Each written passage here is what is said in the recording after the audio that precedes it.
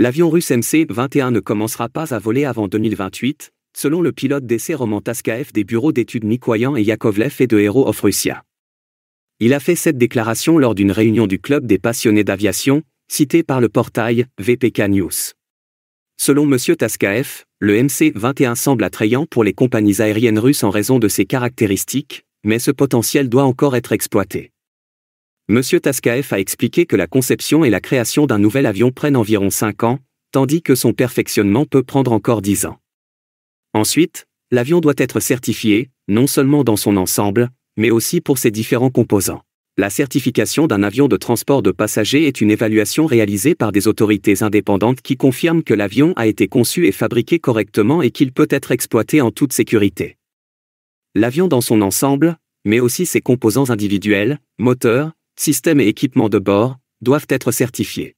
Lorsque le certificat de type du MC-21-300 a été délivré, confirmant sa conformité aux normes de l'aviation civile, la société Yakovlev, anciennement Irkut Corporation, a également reçu un certificat de développeur de la part de Rosaviatsia, vérifiant que le fabricant respecte la réglementation russe en matière d'aviation.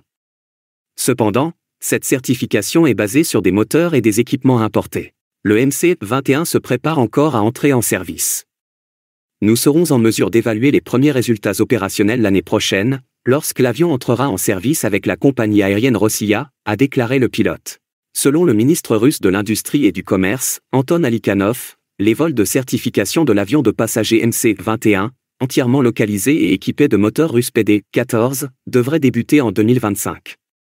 M. Taskaev a fait remarquer que la certification pourrait prendre plusieurs années, ce qui signifie que les opérations de transport de passagers ne commenceront pas avant 2028. Il convient de noter qu'Alikhanov a annoncé des vols de certification pour le MC-21 entièrement localisés à la fin du mois de mars ou au début du mois d'avril 2025.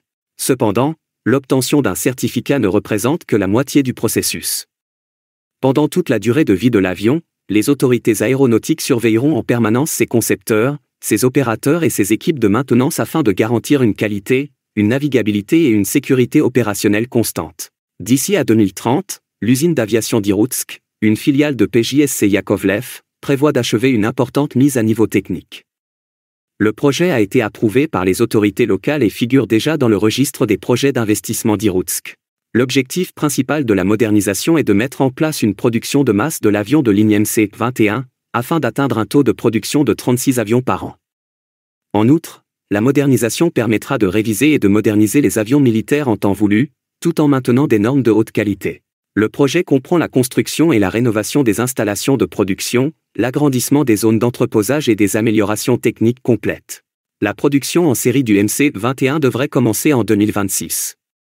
PJSC Yakovlev, qui fait partie de United Aircraft Corporation sous l'égide de Rostec, travaille également sur l'avion d'entraînement Yak-152 et sur une version localisée du Super G100 pour remplacer les composants importés.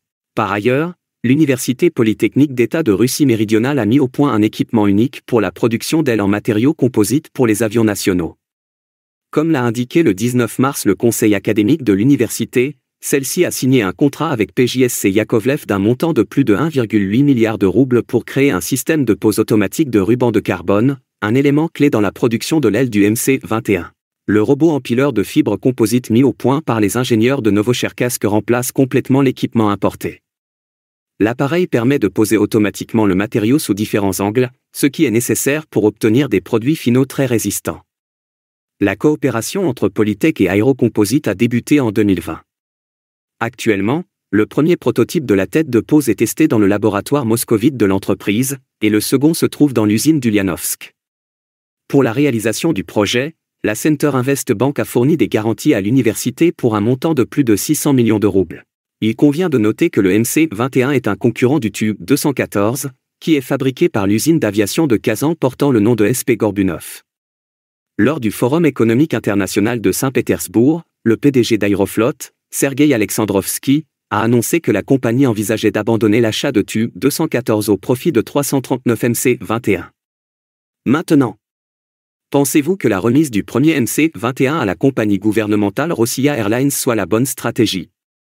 Faites-le nous savoir dans les commentaires. Merci d'aimer et de partager nos vidéos et de vous abonner à notre chaîne. N'hésitez pas à adhérer à notre chaîne pour nous encourager.